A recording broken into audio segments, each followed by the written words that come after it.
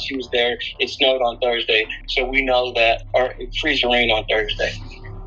And Nick, just to add, which Ed knows a lot more than I do, obviously he was there, but she was cut. She had, her wrists were, the cuts on her wrists, and she had a big cut on her left leg, if I remember. Inside. Yeah. Had that child been, handcuffed and put over a pipe in the basement, let's just say that, for the sake of this conversation, the pressure that would be put on her wrists would not do what the cuts on her wrists. We try to duplicate the injuries to her wrists with the handcuffs being the factor, and we couldn't make that fit. We couldn't. There's no way if she's handcuffed behind her back, if she's handcuffed over like I said, a pipe in the basement to restrain her. Those handcuffs just did not cut the wrist the way they were cut. You guys have an extensive background in law enforcement, many years on the force, both of your forces respectively. How rare is it to arrive at any scene and find handcuffs, bloody handcuffs? You don't put handcuffs on a dead person. I've always said that. You know what I'm saying? They were obviously used for restraint. Yeah. So I have never went to a crime scene. I've investigated quite a few homicides, or I've done an extensive number of death investigations. Never before have I found handcuffs my victim, the victim that is presented to me, if that makes sense. And Nick, I'm the same, just thinking about how many homicides I've never seen it.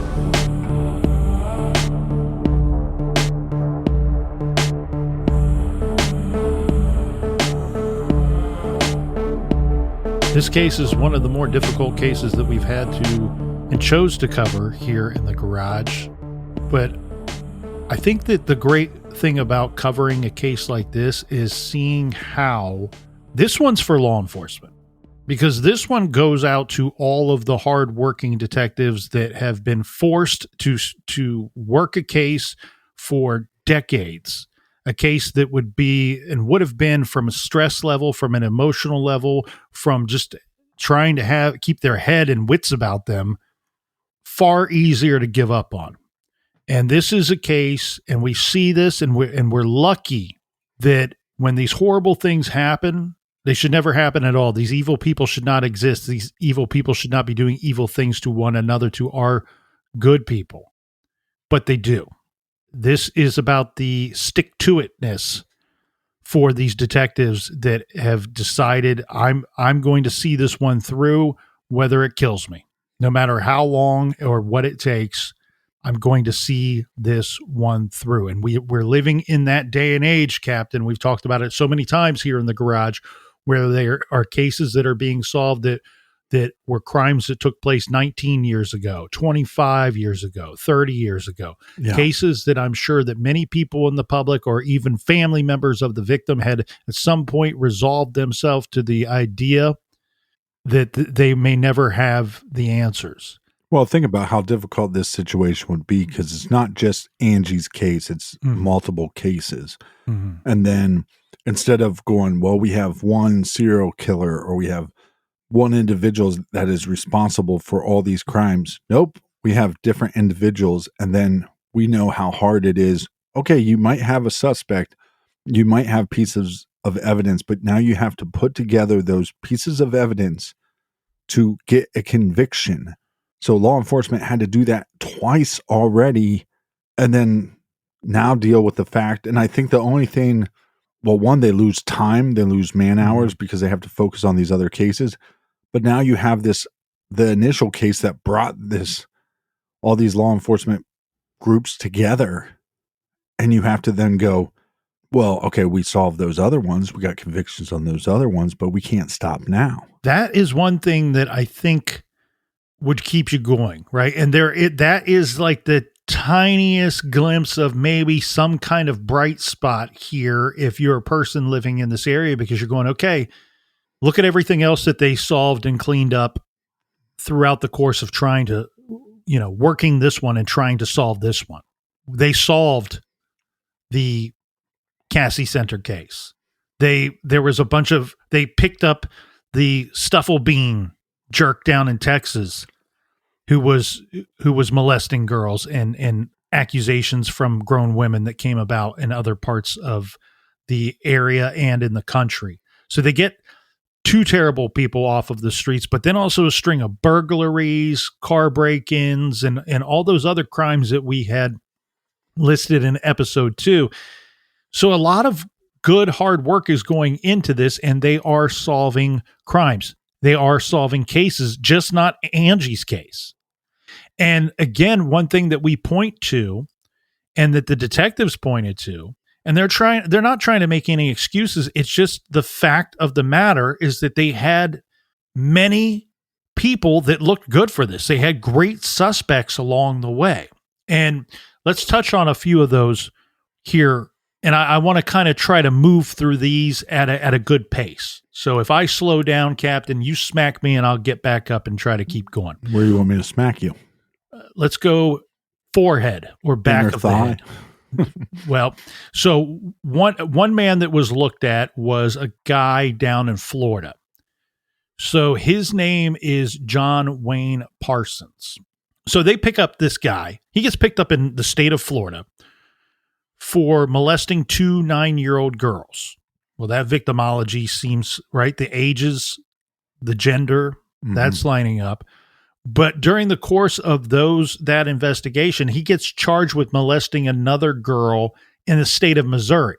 Now, this is about 75 or 80 miles south-ish of our murder investigation in St. Anne. When he's arrested in Florida, this is what ties him, not just the Missouri connection, but this is what ties him to Angie's case. When he is arrested in Florida on sex offenses, police find a whole bunch of newspaper clippings on Angie Housman's case. So he's following the case, even though he lives many states away.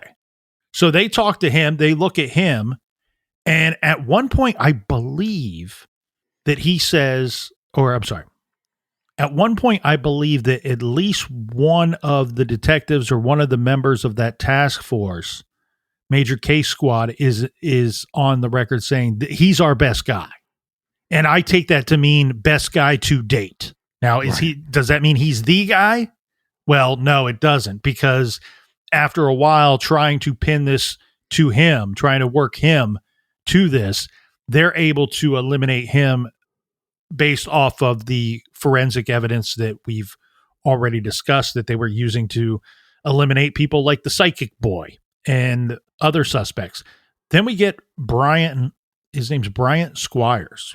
The strange stories that come out of this murder case, there's no shortage of them. So he's in this retirement home. He's dying a pretty slow death. He had cancer or AIDS or both, depending on what reports you read. And during the course of his decline, he's telling the nurses there that he and another individual were responsible for killing Angie Housman, and that they were responsible for some other crimes that had took place in the past as well. And he's saying, look, I'm dying. I want to get this off my chest. I'm trying to confess. I'm trying to get right before I go. The nurses, they're hearing his confessions. And the way that I take this here, Captain, is that he's giving them little tidbits of information, but a lot of it's very detailed. And the nurses would later say, he told us this for an extended period of time. We didn't report it because the stuff he was telling us was so horrible, right, that no way could it be true. We just assumed the guy is completely lost it. He's experiencing a lot of dementia due to his health and declining health. And there's no way that these stories could be true. Well, one of the nurses at some point finds out that, wait a second, some of these names that this guy's saying are actual victims that are out there. Yeah. And so eventually they do report this. He didn't commit Angie Housman's murder.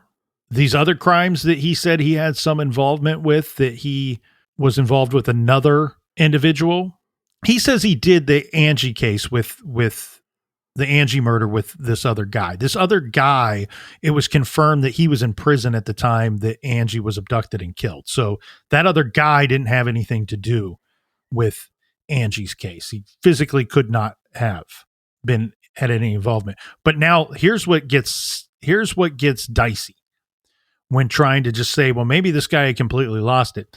No, this other guy who is supposedly his good friend, Nathan Williams, who was in prison at the time of the Housman case, that man is a suspect in other cases. He is known to be good friends with this Squires guy. Right. So there could be some truth to some of these confessions. It gets difficult to say how much truth there is, because what Nathan Williams was in prison for at the time was rape. So it seems plausible that these two could have been involved in something together. Definitely seems like Nathan Williams was involved in kidnappings and possible murder as well. But the Squires guy could be involved as well with those other crimes. Yeah, I think it's strange. I mean, obviously, a bad dude does some bad things in his life, and as he's dying, he wants to confess his sins to the nurses or whoever, or maybe he wants the family members to hear about it. Maybe he wants forgiveness from them.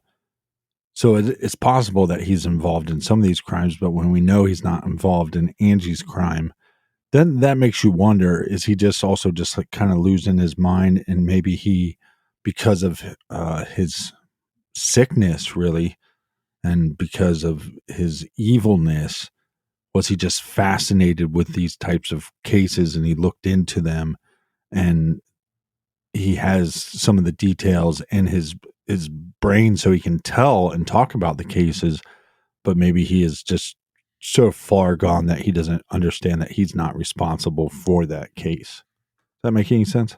Yeah, that makes absolute sense. So regarding Bryant Squires, he passes away in September of 1996, and it looks like this information didn't make its way until after he passes away to law enforcement. Again, further complicating investigating his confession, not just to Angie's case, but to other cases as well. And so that's 1997 in our timeline, which is only 4 years after Angie's murder. If we go out a little bit further to 2001, there's another individual. This guy comes forward, right? He's already locked up for murder. He's not getting out, from my understanding, or shouldn't get out. But his name is Corey Lynn Fox.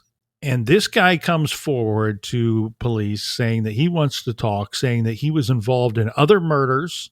Some persons, I've not seen the written confessions or his exact statements here, but many of the reports here, Captain, state that he confessed to a dozen murders, if not dozens of other murders. He seems to me to be like one of these Henry Lucas types. Old Henry Lee Lucas. Right. So he's locked up. Corey Lynn Fox comes forward. The thing that makes him a difficult hurdle to clear here is that when he's talking about Angie's case, he is speaking in detailed information. He is speaking in specifics. And I think a lay person, someone who's not an expert on this case, could look at this, because the public was really concerned about this guy. And I think the public thought, this is the guy. Finally, after all these years, after nearly 8 years, we finally figured it out and found the guy, because he knows detailed information about the case. But the police weren't so quick to fall for that. The detectives weren't. They were like, look, this guy, this is what he does. He comes forward claiming to be some mastermind, crazy criminal that he really is not. He's terrible. He deserves to be locked up. He deserves to be where he is, but he's not good for these other murders that he's claiming. He likes the attention. He's got nothing to do all day, all week long. This guy got nothing going on, right? Sitting in a cell.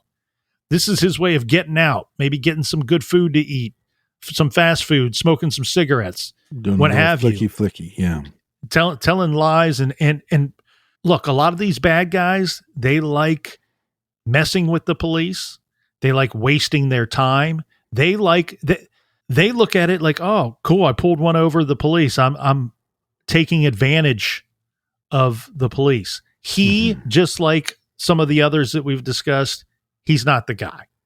Now, sadly, Angie's mother passes away in 2016. She died from cancer. She wouldn't find out what happened to her only daughter, Angie. And the reports that I found say that after her daughter's death, that she just really sank into deep, deep depression. So not much of a life for her after that time, and more than 20 years between the time of her daughter's death and her own passing. This case has so many similarities to like Amy Mihaljevich's case.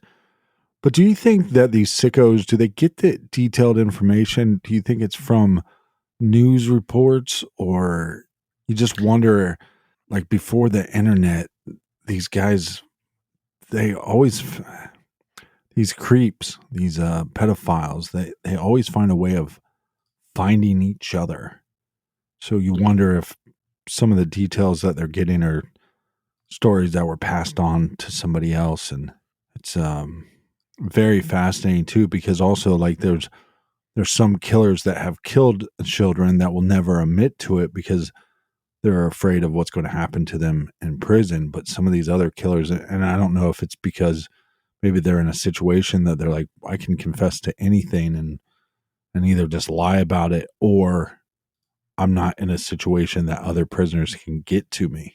So if we're trying to talk about a whole bunch of criminals, it would be difficult to say, obviously, but with this Corey Fox, right, that came forward, his situation is he's serving life in Illinois, in an Illinois state prison. It looks like, so he got 30 years for armed robbery. He got life in prison for murder with intent to kill.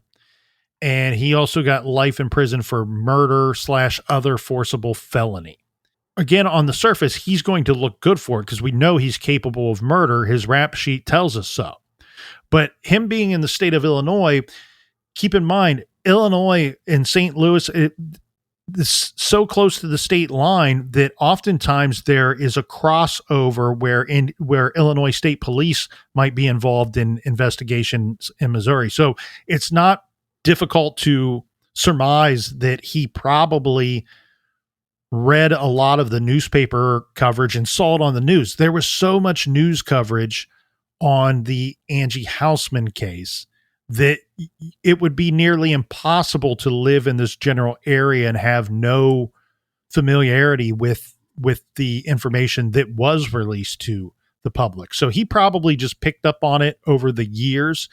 He wasn't arrested until years after her murder. So how much information did he soak up in the course of that? And again, there were other cases, like you said, I think you nailed it.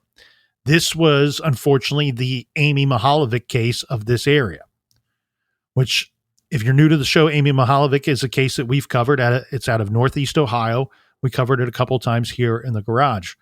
Like Amy's case, Angie's case refused to leave the news, and good for the media. They never lost sight on this story and on this case because everybody, the whole community, wanted it solved. They wanted to find the monster that killed this little girl. This is one of the worst murders we've ever covered, in my humble garage opinion. The way that she was left, the cruelty that was shown to this little girl, the torture leading up to her death it's unfathomable. It's something that putting together the story was very difficult to do because it was something that we didn't want to spend too much time pondering and thinking about.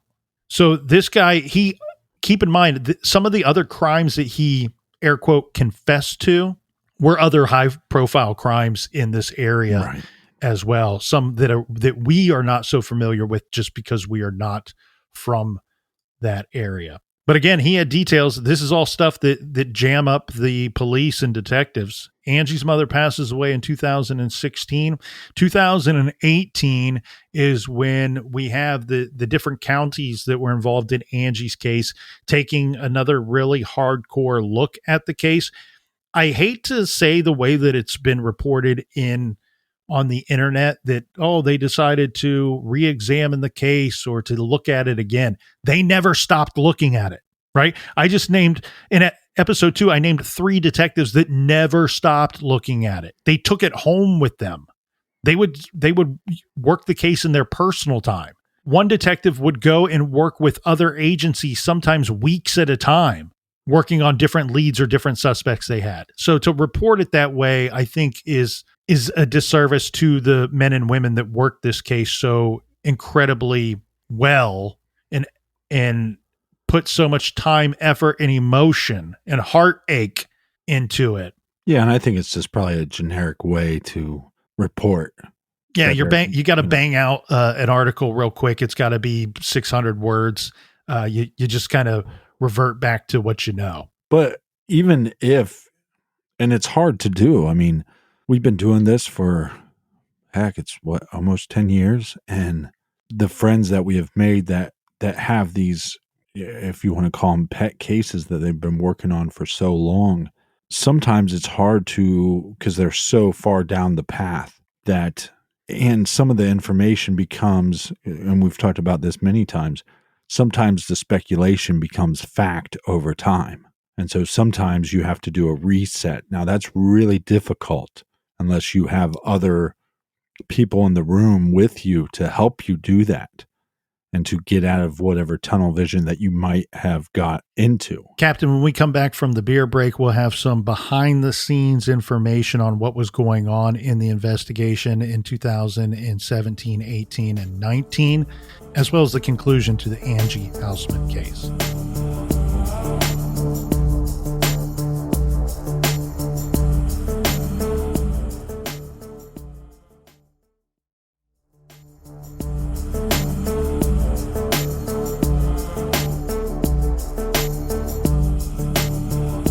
And we are back. Cheers, mates. Cheers to you, Colonel. He's back. I'm back. He only had to smack me once. Couple times in the buttocks. No, this is such a odd case and bizarre, and it's also there's just cases that hit you different, and maybe it's the manner in which he is found and the visuals that gives you looking into this case, but it also just, like you were saying earlier to me about this being like the Amy Mihalovic case. I mean, they started doing some testing on items in Amy's case, so hopefully we get some of those results back soon, because I think that started in April. So maybe there'll be some movement on Amy's case. Fingers crossed. Well, and for the general public out there, one thing that I don't think is perfectly clear to everybody that's not as dialed in as our garage listeners. The best listeners in the world. Look, these police departments, these sheriff departments, the FBI, state investigating bureaus, they all are doing very good work. They are all trying their damnedest and they are all trying their best. They have different budgets oftentimes than some of these privatized labs. And because that their budgets aren't the same, the technology is not always the same. It's not cutting edge like you will get with some of the private labs. And we have seen this in plenty of cases. Once a case gets sent off, evidence gets sent off to a private lab, Otherham's a really big one, Bodie's a really big one, Parabon Nanolabs is a really big one, just to mention a few here in the United States that are solving cases. These are, all 3 of these are different labs, private labs that the Porchlight Project here in Ohio has used to solve old cases. Sometimes it takes it going from these public entities to going to a private lab to get the information that you need to find the perpetrator of these horrific murder cases that have sat I shouldn't say sat, because we know in this case they were working it. So, they were working on doing DNA work on this case for several years. Now, one problem they ran into was the fingerprint. While they could use that fingerprint to get a match, a 1-to-1 match, if they had something to compare it to, they weren't able to pull any touch DNA off of that duct tape, because remember, they kept thinking that they could pull a better print from it. So it had been tested and worked and tested and worked and tested and worked. It wasn't going to be a reliable source to try to pull some DNA off of it. So that was a bit of a, yes. This thing, what happens here is you get detectives, the detectives I mentioned working this case for all of these years. We didn't even get into Roger Martin, who is somebody, there's a Paula Zahn episode on this that came out, I think, 2021. Paula Zahn, which sounds like a salad dressing. It does. Paula Zahn. I don't want the or vinaigrette. a nice piece of outdoor furniture. Yeah, or a nice steak. Yeah. I'll take the Paula Zahn cut. Roger Martin is heavily featured in that episode, and man, does he look like he's the guy. He's a child molester. He raped girls in the area. Actually, would take them to that. Remember, we have Detective Ed Copeland, who was once a deputy. He was the first member of law enforcement to find Angie's body, who said that, look, I would go back in there and check cars. This guy would go in that general area to rape and molest girls. And so there was a lot of connective tissue, if you will, to a lot of red strings that you could draw a line from him to possibly being involved in Angie Housman's murder. They spent a lot of time. Law enforcement spent a lot of time on this guy because he looked so good. Paula Zahn, with a side of beans and potato, please, spent a lot of time in her episode on Roger Martin as well. He wasn't the guy. So we won't bog you down with that here today. But what happens here is one of the detectives goes to a seminar at Bodie Technologies, talking and explaining DNA and how they can collect it, DNA evidence, and how they can use it to solve these crimes. And what he said was, this was Captain John Langford. And he went and attended this talk simply to learn more, to educate himself, because he thought, well, how could I apply it to some of our old cases, like Angie's case and other cases? Well, he learns a lot during this talk, and he comes back and he approaches Ed and says, look, Detective Copeland, we might want to consider Bodie or some of the information that I have recently learned in this case, because we're just not getting anything with the testing that we're doing here. And that's not anybody's fault. It was just the technology at the time. Captain Langford credits Detective Copeland for having the brilliant, because you can't just take, in this case, one of the items that they were testing was her underwear, the underwear that was recovered. Remember, it was torn, not cut. Some articles in news reports say that it was cut. It was torn. And you can't just take that whole article of clothing, throw it under a light, and then they go, well, we found DNA here, here, and here. Now let's test it. No, they're testing small little pieces of that article of clothing. And every time you do that, you're running the risk of destroying evidence. You're also running the risk of, you're testing this stuff over and over again. It's not free. And so Captain Langford credits Detective Copeland, both the two who'd worked this case for many, many years, where Detective Copeland said, no, if you can only test a small piece of this article of clothing, let's test right here. Let's test right here. And that's where they end up finding the suspect DNA. And what's interesting about this is it's a complicated crime scene. Again, it's an outdoor crime scene, lots of debris. Some of this debris may have physical evidence tied to the crime. Some of it may just be happenstance that it's there. Yeah, but a lot of items. There's sometimes where you find a victim and there's no items. The great part of this evidence is that this DNA is collected from an item that belonged to the victim. It was found on the victim or with the victim. The person that it leads you to when they get the 1-to-1 comparison on the fingerprint, it matches his index finger. Bingo, boingo. Got him. What a piece of shit. Well, this guy is, yes, he's an extra large piece of shit with a side of gravy. His name is Earl Cox. Malazan. Earl Cox. Yeah, and he had been a sex offender for a very long time.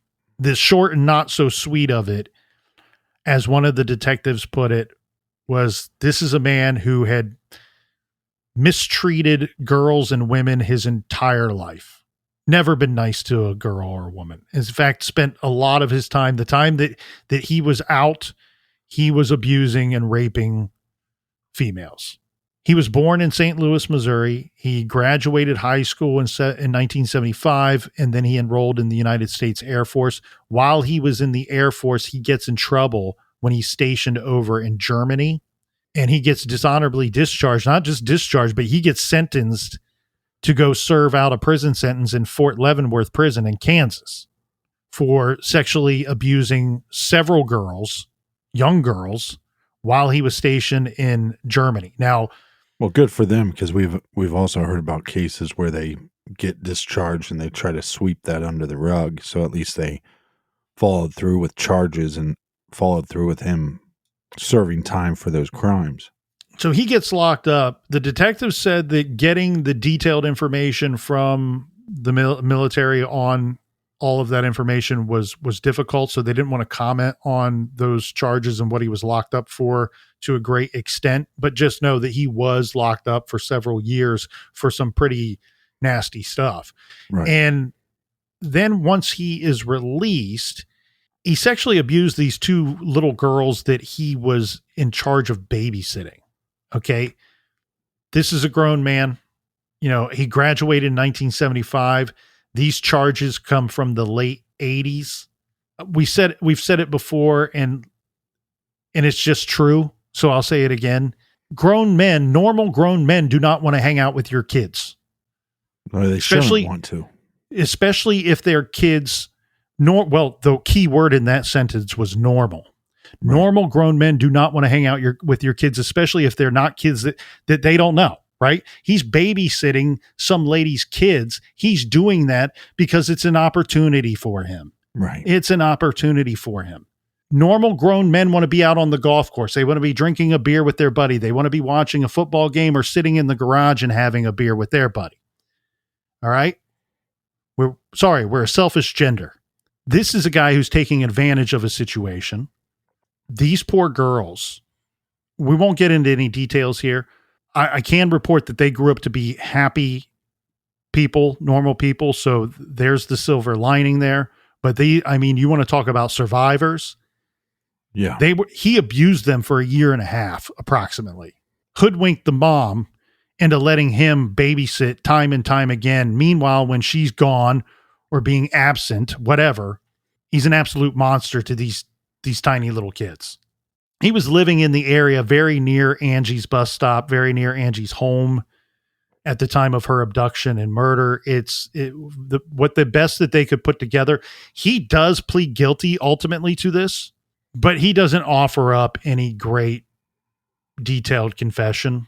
And oftentimes what we see here, Captain, when these bad guys do talk, they lie to minimize either their involvement or minimize what kind of monster they really are. Right. His confession says something like, "Oh, I happened to be driving through that neighborhood and I had some kind of vehicle trouble, so I stopped to diagnose a problem. And this little girl comes up to me and she engaged me in conversation." Now that doesn't seem outside of the realm because we talked about her personality, but his confession doesn't ring true. He says that she said she was cold and hungry. So he was kind enough to put her in his car and take her to go get something to eat, right, some fast food. But then he magically decides, I'm going to take her home and terrorize her.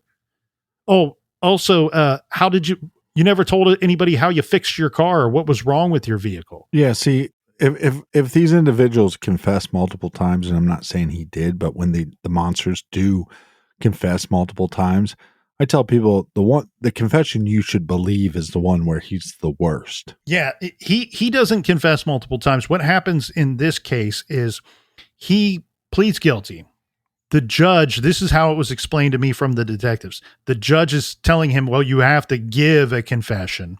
He refuses to do so. So the judge is asking him questions in the courtroom. He's saying yes or no, and then offering a little bit of information along the way, Right.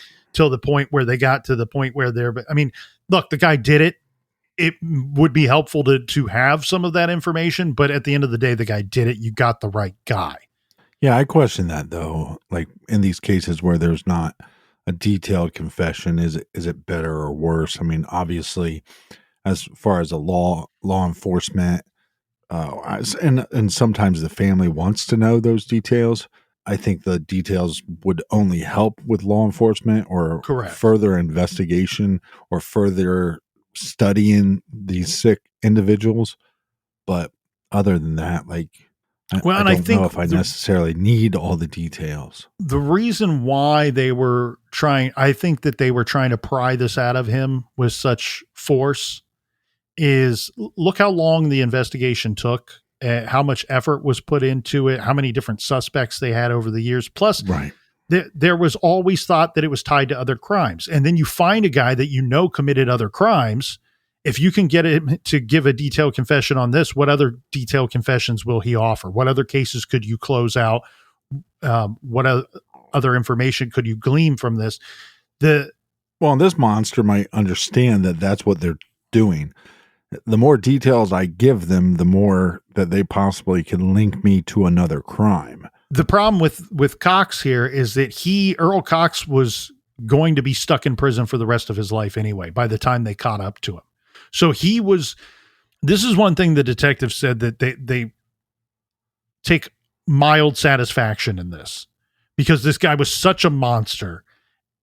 He was always mistreating, harming, raping women and girls, that the only satisfaction they could take out of this was that he spent very little amounts of his adulthood walking around free out of but prison. That's because he was such a monster that he'd get out and then I got to commit another crime.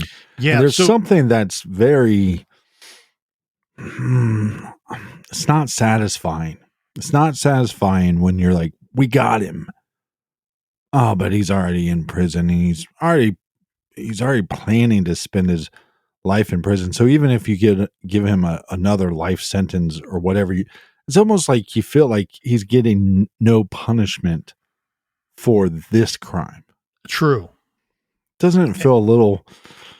It's not as satisfying when you hear the guy is caught and he's sentenced to 120 some years in prison. He's never going to get out. Yeah. So he was already never going to get out, from the way that I understand it, because he was picked up in 2002, 2003.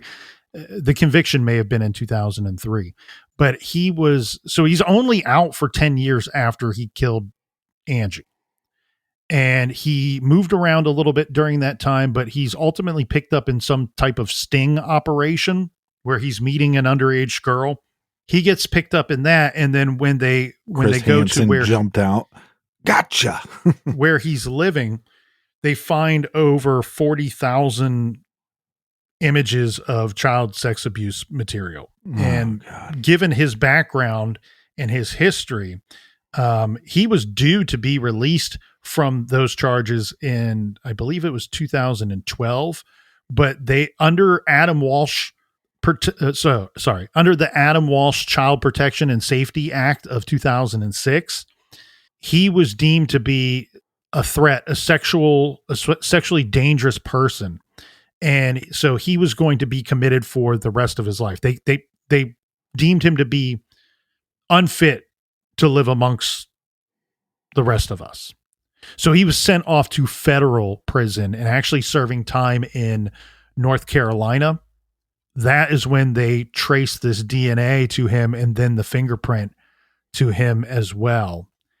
And like you said, it's a victory, but it's one that never feels good, and it's never going to feel good. We can't bring Angie back. We can't take away what happened to her. The monster died in prison. He was pronounced dead in December of 2024. Does it say what he died of? Hopefully he suffered a little bit. The information I have says he died of natural causes. And that was one of his health was declining before he it seems like his health was in decline for many years leading up to this. So if there were some complications that I'm unaware of, but yes, Earl Cox, one of the worst monsters that we've ever covered. And he died last year at the end of last year. I wish I would have been able to light him on fire and put him out with a shovel. Thank you to the detectives that helped us with this week's story. The officers' voices that you heard played throughout these 3 episodes in order of appearance are Detective Mickey Morris, St. Charles County Police Department; Detective Lieutenant Ed Copeland, St. Charles County Police Department; and Captain John Langford, St. Anne Police Department. All 3 lived, worked, and helped to finally close out this case. Detective Mickey Morris was brought on the case after years of investigation as the other detectives were nearing retirement. Detective Lieutenant Ed Copeland and Captain John Langford both put in over 20 years on this case. Ed Copeland responded to the scene where the little girl was found. It was only through their great work that this case was finally solved. Thank you to all the dedicated members of law enforcement who worked this incredibly difficult case throughout the years and who helped to get justice for a little girl, Angie Housman, who was stolen away from her family that loved her and a community that prayed for her. Before we were done talking with Detective Mickey Morris, we asked her what closing this case meant to the community, the officers and the departments that worked the case, and if she remembers how she felt when she first learned of the news that the case had finally been solved. This is what she had to say. Angie, oh my gosh. It's about like I'm behaving now. It was just, thank you, Jesus. Oh my goodness, that poor little girl. And her mom had passed, which was just heartbreaking that her mom had passed before they figured out who it was. But it was so important for us, or I guess for us to show Angie that we never stopped caring, that she deserved someone to be held accountable for the horrific way that she died. And just jubilation, just yay, finally. And then when you see him, it's just like, ooh, well, no doubt that poor girl, that made it even worse. So we were all incredibly happy. Oh my goodness.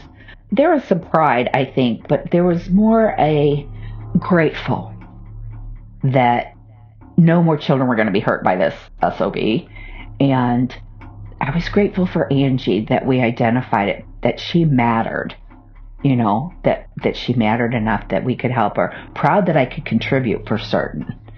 But when all of this was over, as you said, it was such a collective effort of so many dedicated people.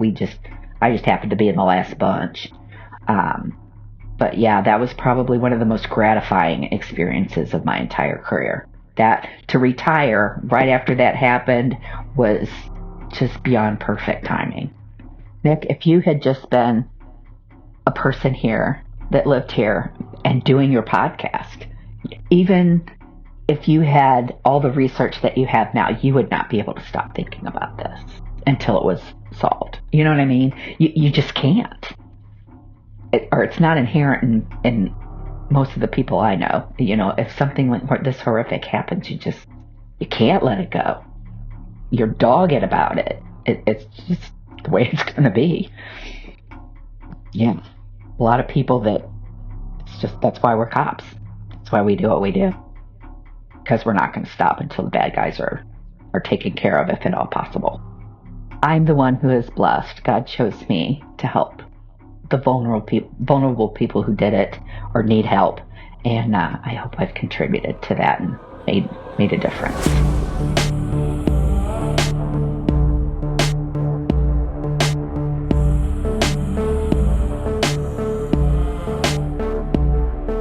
I want to thank you all so much for joining us here in the garage. Make sure you check out our website, truecrimegarage.com. Go to the store page. Hey, maybe you pick yourself something up so you look sexy, looking fresh for the summer, or sign up on our mailing list. Or cover yourself up with some True Crime Garage swag so you don't look too sexy. Colonel, do we have any recommended reading for the beautiful, beautiful listeners? Yes, of course. I've referenced this book in part 1 of our case coverage here this week in the garage. This is very easily one of the very best true crime books to be released in 2023. I've recommended it before. I just read it again for the second time. It's In Light of All Darkness, Inside the Poly Class Kidnapping and the Search for America's Child by New York Times bestseller Kim Cross. This is available in all formats: ebook, print, Kindle, Audible. Go and pick this one up if you need more true crime for your earballs or your eyeballs, because Kim Cross is a historian known for her meticulously reported narrative nonfiction. The layout and the organization of this book is absolutely incredible, and Kim's research is much more thorough than most writers out there. That title is In Light of All Darkness. You can find that title and many other great recommendations on our recommended page. Go to truecrimegarage.com now. And until next week, be good, be kind, don't litter.